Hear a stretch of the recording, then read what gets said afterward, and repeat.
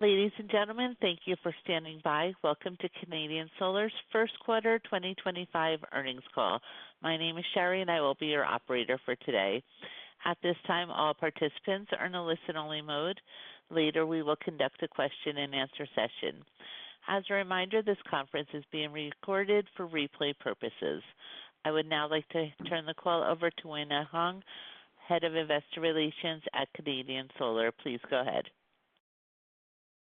Thank you, Operator, and welcome everyone to Canadian Solar's first quarter 2025 conference call. Please note that today's conference call is accompanied with slides which are available on Canadian Solar's Investor Relations website within the Events and Presentations section. Joining us today are Dr. Shawn Qu, Chairman and CEO, Zhuang, President of Canadian Solar subsidiary CSI Solar, Ismael Guerrero, Corporate VP and President of Canadian Solar subsidiary Recurrent Energy, and Xinbo, Senior VP and CFO. All company executives will participate in the Q&A session after management's formal remarks. On this call, Shawn will go over some key messages for the quarter. Yan and Ismael will review business highlights for CSI Solar and Recurrent Energy, respectively, and Xinbo will go through the financial results. Shawn will conclude the prepared remarks with the business outlook, after which we will have time for questions. Before we begin, I would like to remind listeners that management's prepared remarks today, as well as their answers to questions, will contain forward-looking statements that are subject to risks and uncertainties. The company claims protection under the Safe Harbor for forward-looking statements that is contained in the Private Securities Litigation Reform Act of 1995. Actual results may differ from management's current expectations. Any projections of the company's future performance represent management's estimates as of today. Canadian Solar assumes no obligation to update these projections in the future unless otherwise required by applicable law. A more detailed discussion of risks and uncertainties can be found in the company's annual report on Form 20-F, filed with the Securities and Exchange Commission. Management's prepared remarks will be presented within the requirements of SEC Regulation G regarding generally accepted accounting principles or GAAP. Some financial information presented during the call will be provided on both a GAAP and non-GAAP basis. By disclosing certain non-GAAP information, management intends to provide investors with additional information to enable further analysis of the company's performance and underlying trends. Management uses non-GAAP measures to better assess operating performance and to establish operational goals. Non-GAAP information should not be viewed by investors as a substitute for data prepared in accordance with GAAP. And now I would like to turn the call over to Canadian Solar's Chairman and CEO, Dr. Shawn Qu. Shawn, please go ahead.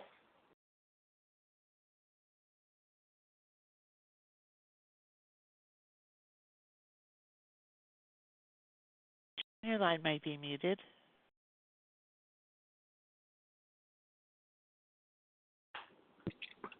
Thank you, Weina, and thank you all for joining our first quarter earnings call. Please turn to slide 3. We began the year with a solid performance. Module shipments reached 6.9 gigawatts, slightly above our guidance. Revenue totaled $1.2 billion at the high end of our range, while gross margin of 11.7% modestly exceeded expectations. Profitability was impacted by lower contributions from storage, duties and tariffs, Recurrent's ongoing transformation, and intercompany eliminations. This resulted in a net loss to shareholders of $34 million, or 69 cents per diluted shares. 2025 will face many of the same challenges that defined 2024. While near-term headwinds remain, we are confident in the long-term opportunities and will continue to invest in them. Please turn to slide 4. In the near term, we are tackling challenges that test us both operationally and financially. Structural overcapacity across the solar supply chain has prolonged the market downturn, putting pressure on module pricing. in most global markets. In addition to fierce competition, tariffs and shifting policies are raising costs and squeezing margins. To navigate these challenges, we are maintaining a profit-focused approach to our modules business, carefully managing volumes in less profitable markets, leveraging a blended supply chain strategies, and offering bundled sales. Storage continues to be a key differentiator and profit driver. We are also rigorously managing operating expenses and capital expenditures to support our bottom line and cash flow. Recently, we held an internal town hall meeting where I posed a question on behalf of the broader renewable energy sectors. Does this industry still have a bright future? My answer is a resounding yes. Global electricity demand is growing at its fastest pace in years, and the rise of AI and other energy-intensive applications is widening the energy gap. Solar power, clean, affordable, and easy to deploy, can quickly meet this demand, especially when paired with storage. Canadian Solar has a proven track record of navigating policy shifts and market cycles, demonstrating our technological leadership and resilience in challenging times. While our operating environment continues to evolve, one constant is our commitment to R&D and leadership through innovation. Please turn to slide 5. Over the past 2 months, we have announced several new products showcasing our leadership across both solar and energy storage technologies.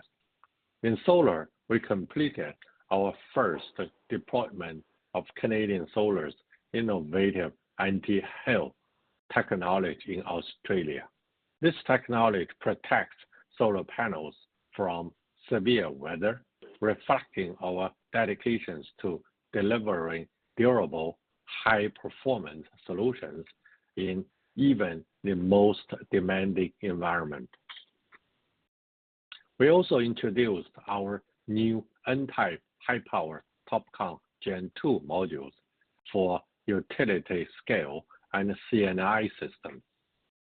Built on our latest TOPCon cell technology, these modules deliver a maximum power output of up to 660 watts and a conversion efficiency of up to 24.4%. By advancing our solar technology, we help customers lower their levelized cost of energy and improve project economics, reinforcing solar as one of the most cost-effective energy generation options. On the storage front, we achieved key milestones in both utility scale and residential offerings. At Intersolar in Munich, we officially launched our SolBank 3.0 Plus.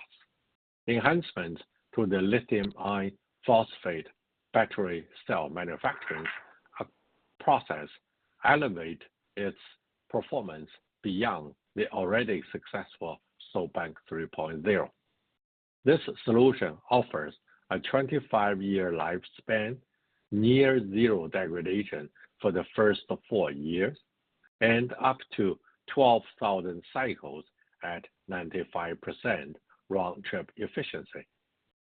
SolBank 3.0 Plus can significantly reduce our customers' operational costs by boosting overall lifetime energy throughput by over 13%. We are also proud that our residential energy storage solution, EP Cube, received the prestigious 2025 IF Design Award and gold at the 2025 Muse Design Awards. BP Cube combines aesthetically pleasing design important to homeowners with functional advantages like easy installation and flexible capacity options. It continues to gain strong traction in global markets. With that, I will now turn the call over to Yan, who will provide more details on our CSI Solar business. Yan, please go ahead. Thank you, Shawn. Please turn to slide 6. In the first quarter of 2025, module shipments increased by 9.4% year over year to 6.9 gigawatts. We slightly exceeded our module shipment guidance, driven by incremental shipments to China, as the industry rushed to complete installations ahead of new policies taking effect on June 1st. Storage deliveries aligned with guidance, totaling 849 megawatt hours. Revenue reached $1.2 billion, and our gross margin declined by 640 basis points quarter over quarter to 13.4%, primarily due to lower energy storage shipments. While costs rose slightly, partly from non-refundable VAT changes in China effective last December, and slightly higher manufacturing costs in Southeast Asia under our blended supply chain strategy. Average selling prices improved with a higher share of shipments to North America.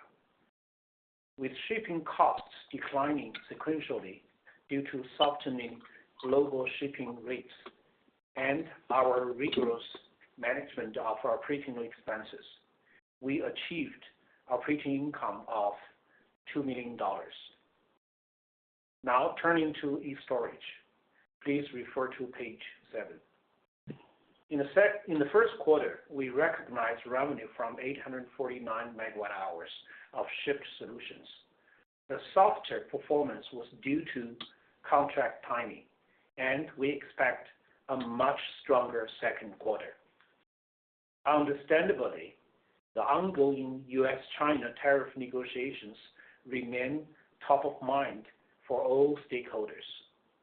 While we cannot predict final outcomes, it is critical to recognize that these U.S. energy storage projects, essentially for great resilience and energy dispatchability, took years of planning and significant investment. While clarity may take some time, the industry will work together to advance these projects. Like all market participants, we're navigating this uncertainty. For e-storage, the U.S. accounts for upwards of 1/3 of our energy storage business expected for this year. We are actively engaging with customers to mitigate risks and ensure smooth project execution. Notably, we're well positioned with our global blended manufacturing strategy. Beyond our planned Kentucky storage facility, we have cell manufacturing capabilities and supplier partnerships that will allow us to offer customers flexible options starting in 2026. Demand for storage is stronger than ever, not just in the U.S., but globally. As of March 31st, our record pipeline of 91 gigawatt hours, including $3.2 billion in contracted backlog, highlights the structural growth potential of energy storage worldwide. For example, we recently secured another major project in Latin America. Please turn to slide 8. Cobron, a leading Chilean power generation company, selected e-storage to supply a 912 megawatt hour battery energy storage system for their Diego de Almagro SER project in Chile's Atacama region. Like many in e-storage's global track record, now exceeding 11 gigawatt hours, this project highlights the value of energy storage. It strengthens grid reliability, optimizes renewable energy use, and ensures secure, continuous power for industrial demand. Now let me hand the call over to Ismael, who will provide an overview of Recurrent Energy, Canadian Solar's global project development business. Ismael, please go ahead. Thank you, Jan. Please turn to slide 9. In the first quarter, we generated $125 million in revenue. Gross margin was 18.6%, driven by project sales in Latin America. Due to the operating costs of our platform and the ongoing scaling of our IPP portfolio, we posted an operating loss of $12 million for the quarter. Regarding our business transformation, we remain focused on execution. Currently, we have 1.2 gigawatts peak of solar and 1.4 gigawatt hours of energy storage projects under construction in Europe and the US. In January, our 35 megawatts peak Montalto project in Lazio, Italy, reached commercial operation. The PV project was contracted with Xinbo with an attractively priced PPA. In addition, Montalto is also one of the first co-located PV and BESS projects in the Italian market. The BESS portion won a 15 years fixed capacity payment in a public auction, and it is now under construction. In the US, we secured tax equity and project finance for Fort Duncan, a 200 megawatt hours merchant storage project in ERCOT, Texas. This is testament to the strength of our projects and financing teams, as well as the strong support from our capital partners in enabling innovative solutions to drive impact. Construction for Fort Duncan is complete and under commissioning as we speak. In line with our global growth strategy, we secured a $450 million multi-currency credit facility, which includes an accordion feature that allows for potential upsizing. This corporate facility provides flexible and scalable financing with disbursements in US dollars, euros, British sterling, and Australian dollars, supporting our strategy to expand our IPP portfolio across diverse markets and geographies. Given the uncertain policy environment in the US, we are proactively implementing safeguards for all major IPP projects, including safe harboring equipment. While the long-term effects of tariffs remain to be seen, we expect very limited impact given recent progress in trade negotiations. Now, please turn to slide 10 for an update on our pipeline. As of March 31, 2025, we have secured interconnections for 9 gigawatts of solar and 16 gigawatt hours of storage globally, excluding projects already in operation. Our total project pipeline now stands at 27 gigawatts of solar and 76 gigawatt hours of energy storage. While we continue to expand our pipeline, the availability of easy-to-develop land with relatively cheap interconnections is becoming increasingly scarce. We are now prioritizing our core markets, the US and Europe, while in other regions, we focus primarily on low-cost greenfield development. Now, let me hand the call over to Xinbo, who will go through our financial results in more detail. Xinbo, please go ahead. Thank you, Ismael. Please turn to slide 11. In the first quarter, we shipped 6.9 gigawatts of modules, slightly above guidance, and delivered 849 megawatt hours of energy storage solutions, in line with expectations. Revenue reached $1.2 billion at the high end of our forecast. Gross margin of 11.7% exceeded guidance. The 260 basis point sequential decline was primarily due to lower energy storage shipments, while the 730 basis point year-over-year decline was driven by lower module ASP. Operating expenses decreased 4% year-over-year, driven by lower shipping costs.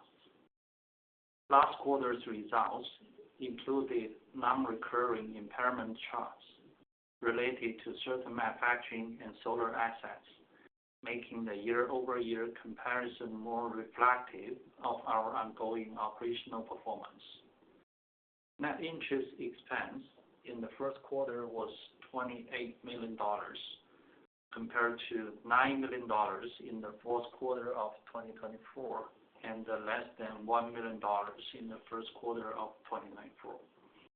The current quarter reflects a more normalized interest expense, as prior comparative periods benefited from non-recurring interest income items. Net foreign exchange loss was $14 million, primarily due to dollar weakness amid tariff-related pressures. Total net loss was $34 million, or $0.69 per diluted share. This result included a positive HLBV impact of $26 million, or $0.38 per share, from tax equity arrangements tied to certain U.S. operating projects. Now let's turn to cash flow and the balance sheet. Please turn to slide 12.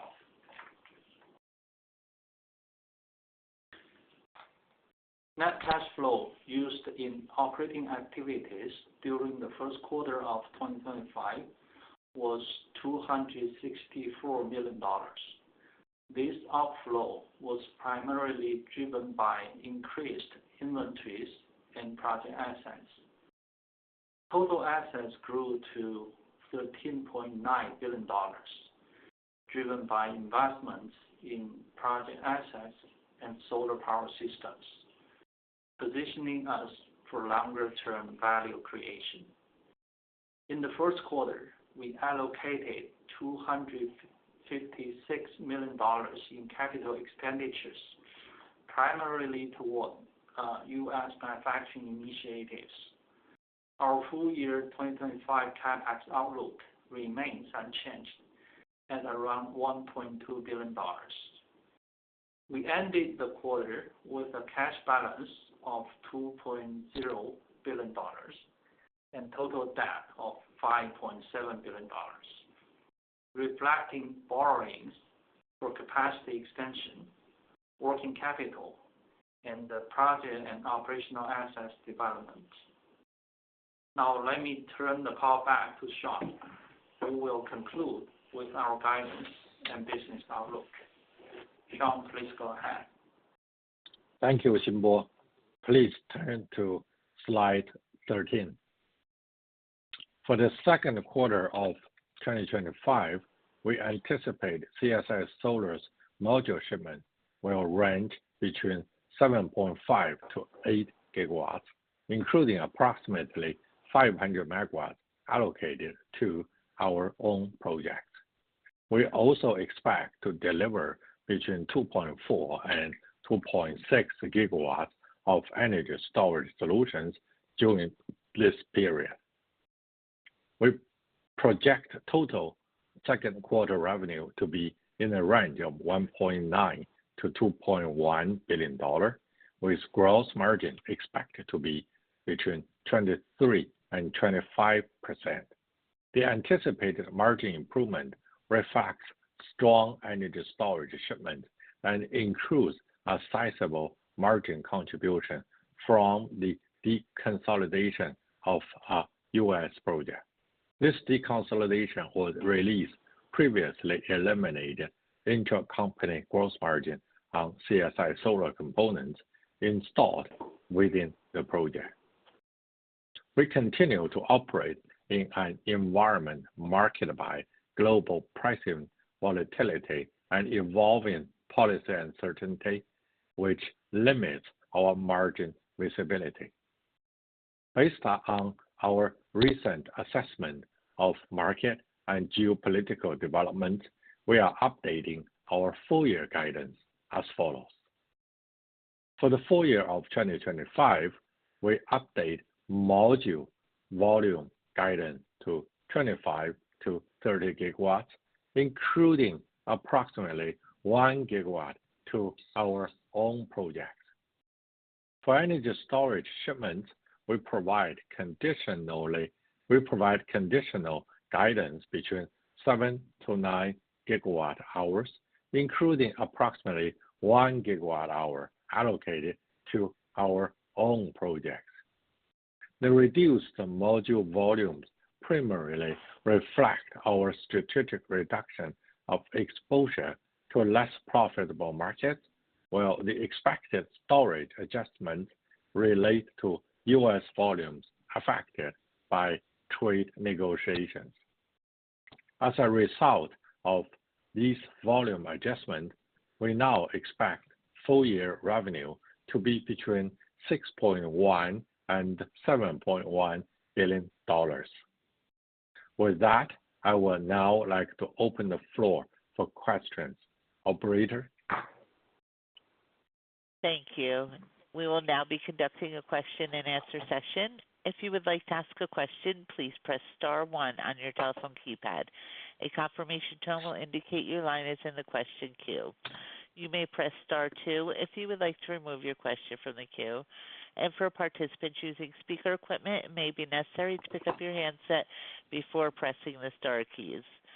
Our first question is from Colin Rusch with Oppenheimer & Company. Please proceed.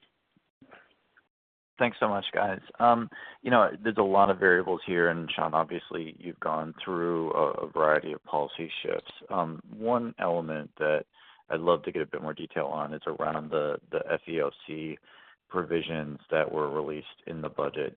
I guess as you guys look at kind of how that might evolve and get solidified in the budget, how does that impact your plans for U.S. capacity investment?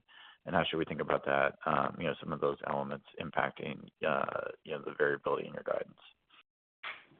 Well, thanks, Colin. It's a good question, but also a tough question. Now, the new draft of the FEOC was only released 2 days ago by the House Ways and Means Committee, and it's only the first draft. We believe it will not look like this at the final reconciliation bill. So it's hard to comment at this moment because in the next 2-3 years, we believe there will be change. We will also put our opinion, our suggestions through the relevant representatives and senators, and also to the administration. So I will not comment now because it's only a 2 days old draft and only the first draft from the House Ways and Means. Colin? Perfect. Appreciate that answer. And then just shifting gears to the balance sheet, as you move through this year, we've seen some of the long-term debt increase, assuming that the bulk of that is around projects. How should we think about, target ratios for you guys from a cash flow perspective and a leverage perspective? Yeah, Xinbo, do you want to answer this question?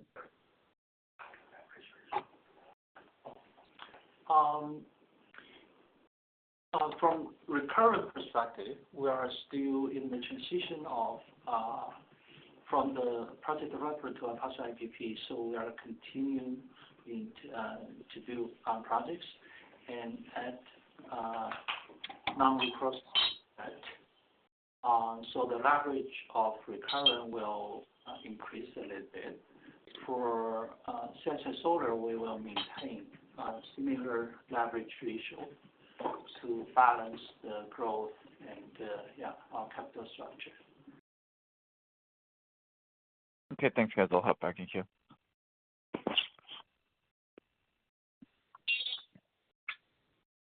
Our next question is from Philip Shen with Roth Capital Partners. Please proceed. Hi, thanks for taking my questions. In terms of the 2025 guidance, you lowered your module shipments by 15% and battery shipments, I think, by 30%. But the revenue guide only came down 10%. Can you walk us through again, or just walk us through how revenue is able to be down only 10%? Do you expect pricing to go higher? Sorry if I missed some of your explanation. Thanks. Yeah, maybe Weina, you are at the best position to answer this question. Hi, Phil. Yeah, so as Shawn mentioned, we are maintaining a profit-first strategy, which means that the volumes we reduced for modules in less profitable markets, whereas for storage, this is our best estimate given the ongoing trade negotiations. So this is still very fluid. As you can see, it's a pretty wide revenue guidance range. Okay, thank you, guys. And as it relates to the draft House bill, I know, Shawn, you talked about the FEOC rules and how that might need to be changed, or you expect it to be changed ahead. They also have new rules as it relates to the ITC and PTC. If they were to pass, now they're looking to get placement service requirements instead of construction starts to secure the ITC and PTC. How would you expect that to impact your installations over the next 2 years? Do you think there would be modest, limited impacts on the recurrent business, or do you think there might be some challenges with that new language? Thank you. Yeah, Philip, this is also a very good question. And the FEOC is important, and the ITC schedule is also very important. So we are paying lots of attention to the draft from the Weina committee. And as I said, I expect this to change. It looks like it's still far from the final law. However, the ITC does mean a lot to developers and also to manufacturers. And Canadian Solar are both developers and manufacturers. So indeed, the ITC will have a significant, meaningful impact if it is scaled back. Our calculation shows 1 year of ITC credit means several $100 million to Canadian Solar alone, not to mention the whole industry. So it's very important, and we will put in our suggestion and our opinions. But on the other hand, Philip, if you remember, there has been talking of ITC phase out several times in the past 10, 15 years. And I believe ITC was first introduced during President Bush, time. And then every year president afterward, and also the House and Senate extended this ITC. So, but we will also have been preparing for ITC phase out several times, and for recurrent. But I remember recurrent had safe harbored solar modules and other equipment several times in the past 15 years, and every time ITC got extended. So the ITC seems to have good longevity, so we'll see how it looks like this time. But the industry and also Recurrent plus Canadian Solar, we are prepared to go through another round.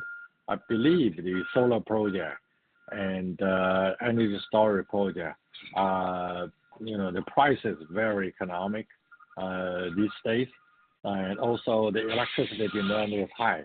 So whatever the ITC is, I think the industry will adjust, eventually will adjust, and then continue to grow. Philip. Okay, thanks, Shawn. Hey, I had a follow-up question on the Q2 margin guide. You gave some detail around the strength is due to storage and I think the deconsolidation of the U.S. project. Can you share a little bit more color there? What is the expectation for storage margins these days? Historically, I think you guys have talked about 20-ish%, but is it closer to mid-20s% or even higher? And just provide a little bit more detail on the deconsolidation. Thanks.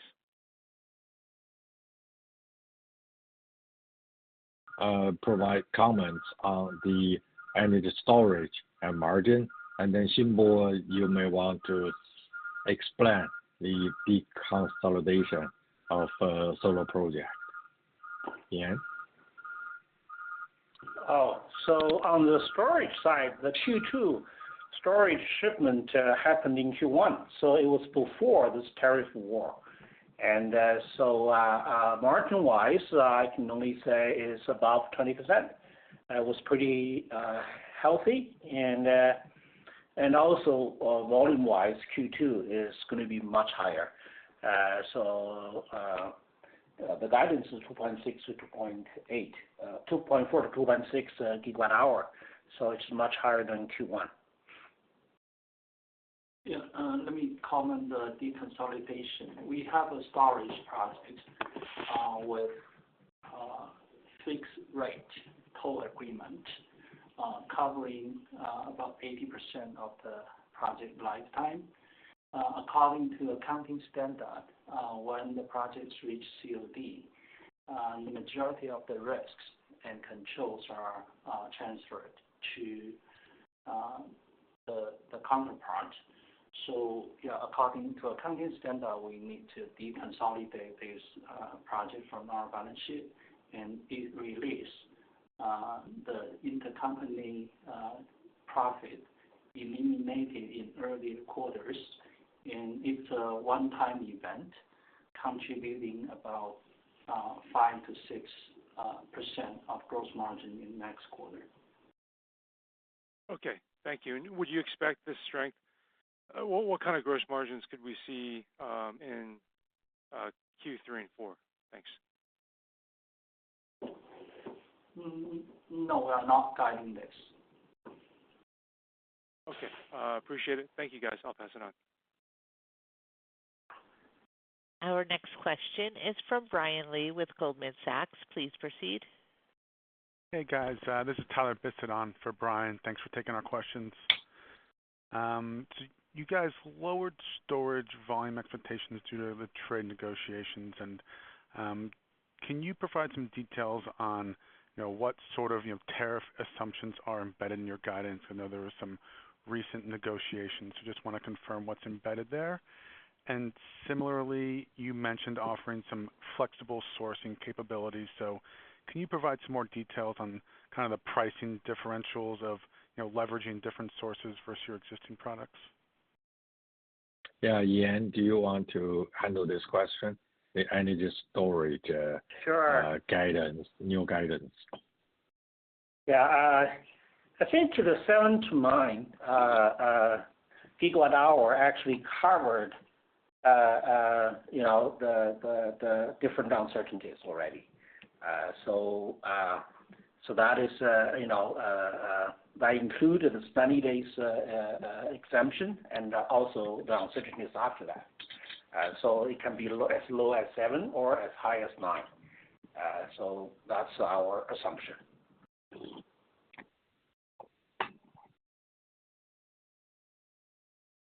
And any sort of details on just like pricing differential from different sourcing capabilities?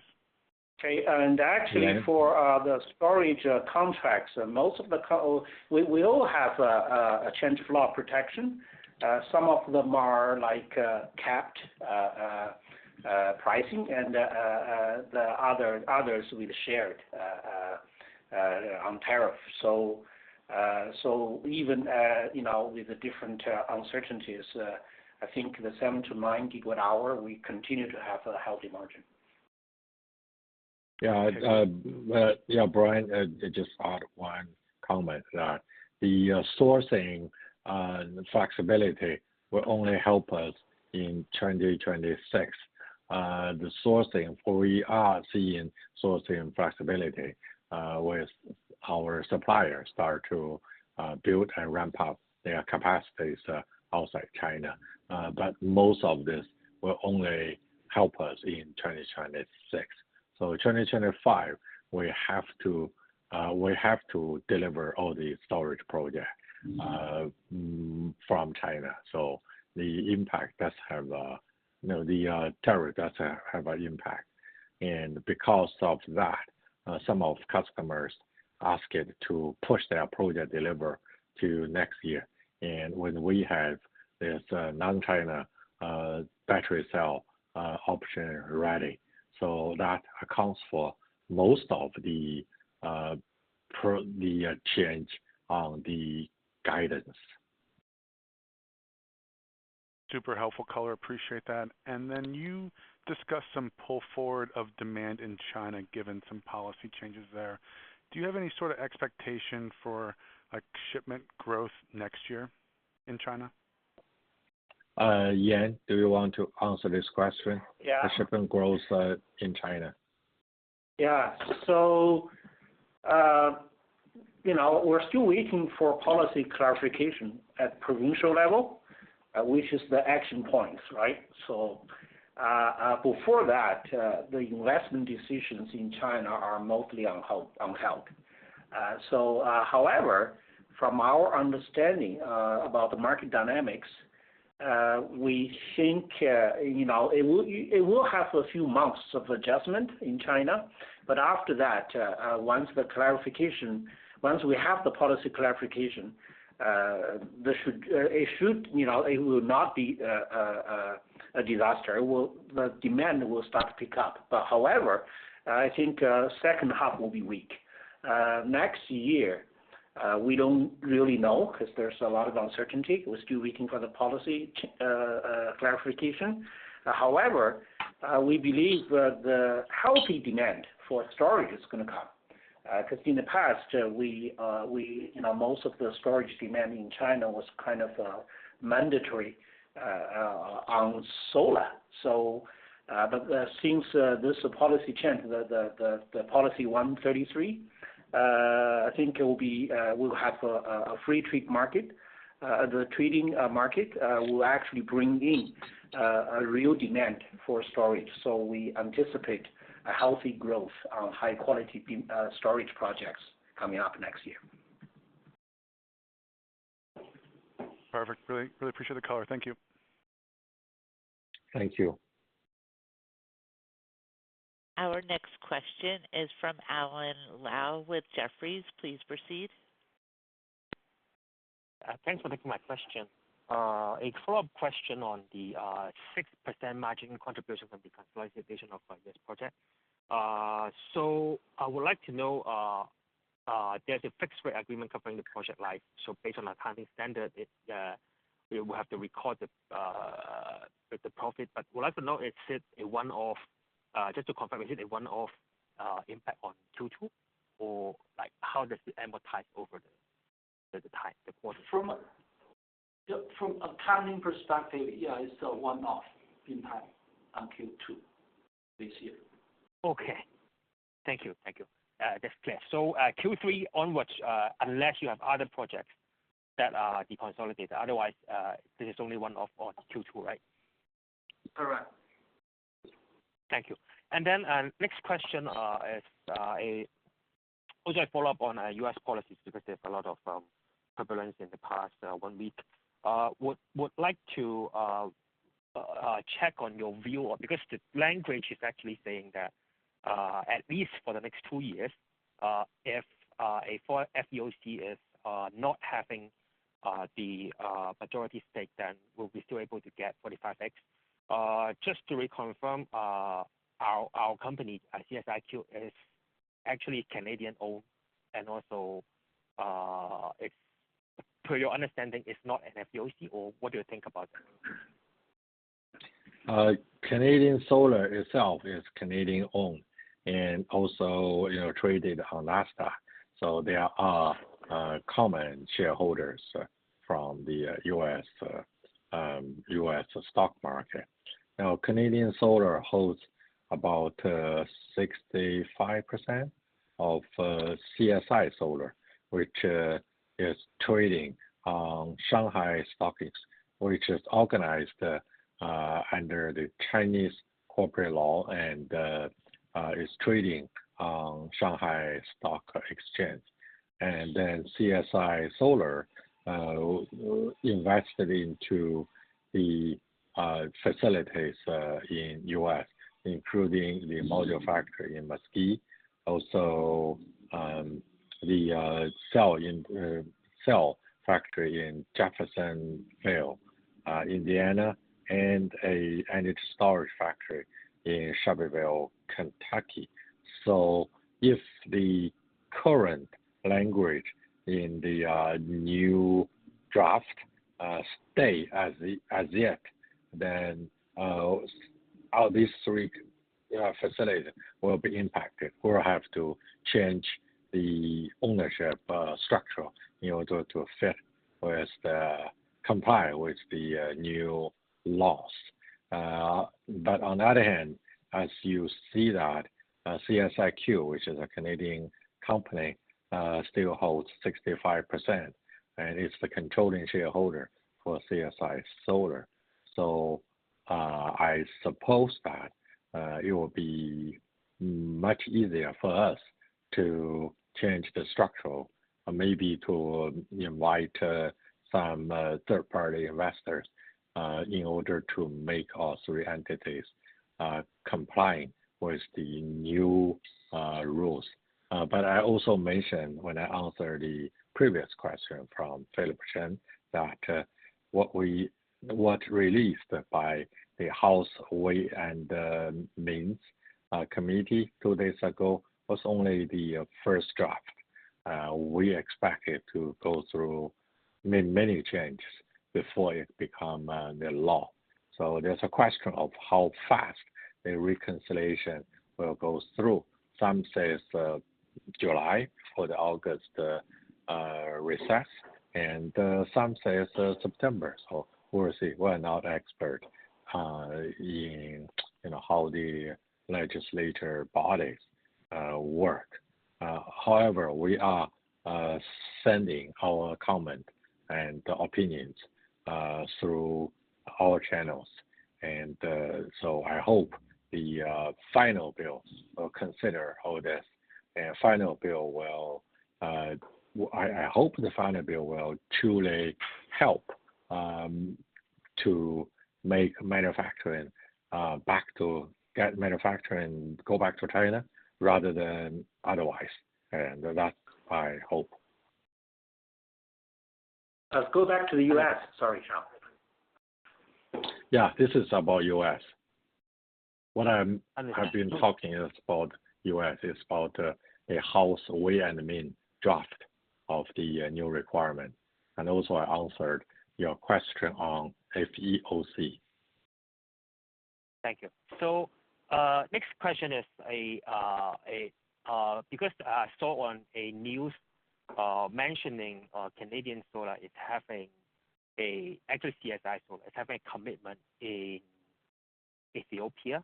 So would like to know what's your plan there in terms of modules, or is there any plan for sales? Yeah, that's not true. Our business development people have, travel around the world. So they travel to Ethiopia, but we haven't made any committed decision to any activities in Ethiopia yet. I see. So there's some probably due diligence, but not up to the stage of taking commitment yet. Right. We are developing and exploring options, but no, we haven't committed anything. I see. So my last question is about the guidance. We'd like to know, like the guidance, actually module guidance has came down. I would like to know, is that the difference versus last time, is that mainly the U.S. volume? Yeah, should you answer this question? Okay, so the U.S. annual volume stays, so we don't have a new update on that.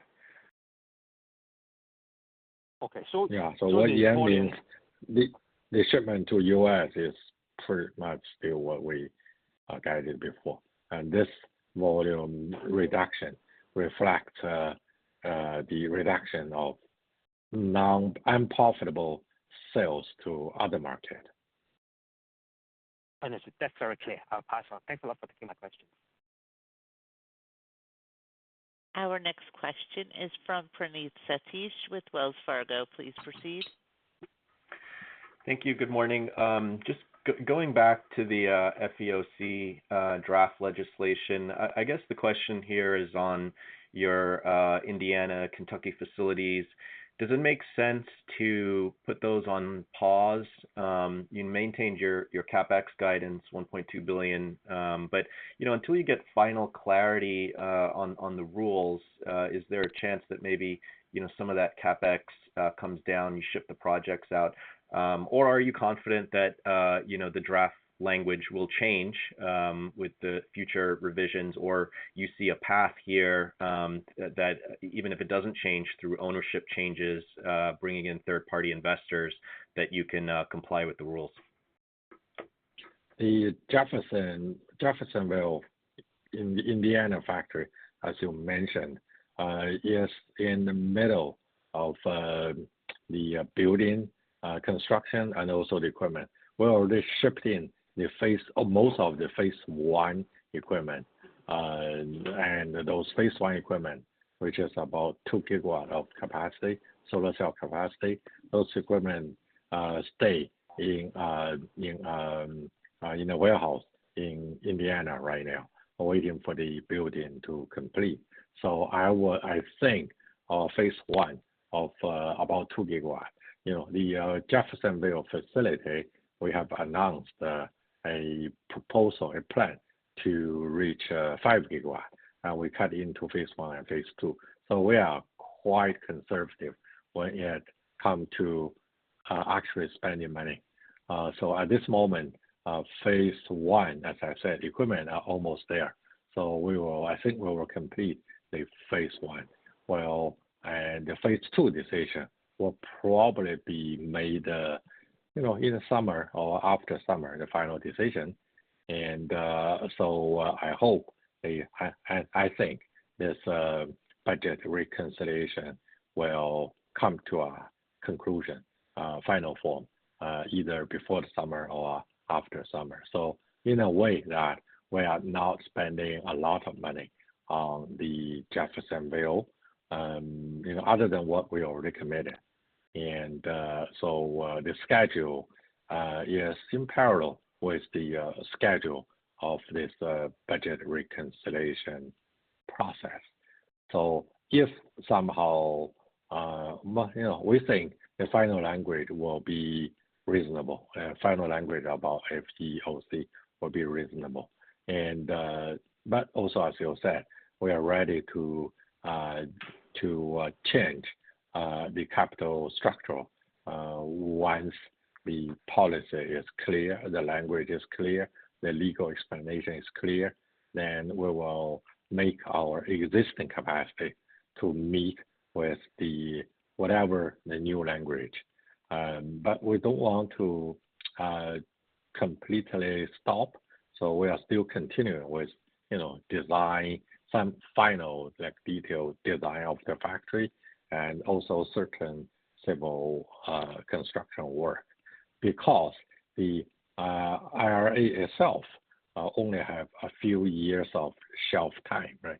Even the previous original IRA already contains a phase down after 2030, and I think by 2035, right? All the ITC and also the advanced manufacturing credit for ITC, the so-called 45X, will stop. So that's only a final time. So only a finite amount of time, limited amount of time.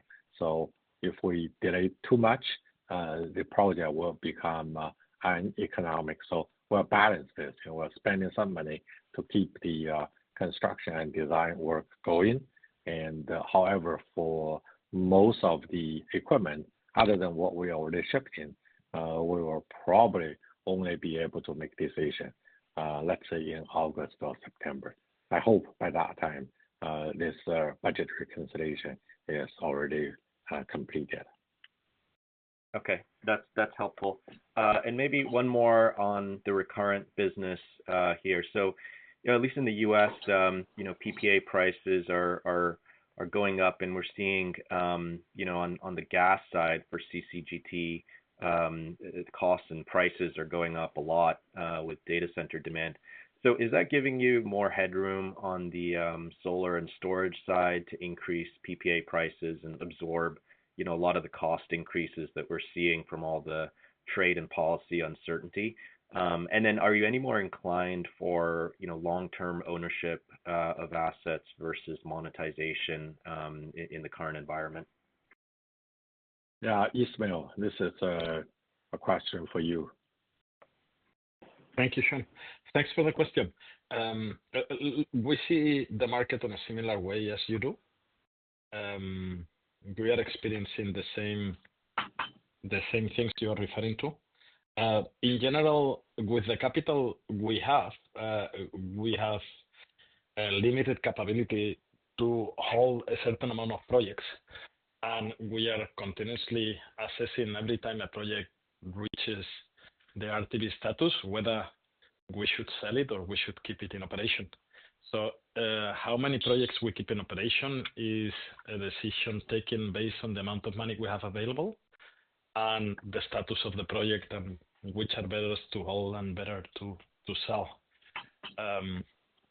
But the market remains very attractive. This is what we are seeing both in the US and Europe. Got it. Okay, thank you. This concludes our question and answer session. I would like to turn the conference back over to management for closing remarks. Thank you, and thank you for joining us today and for your continued support. If you have any questions or would like to set up a call, please contact our investor relations team. And take care and have a great day. This concludes today's conference. You may disconnect your lines at this time, and thank you for your participation.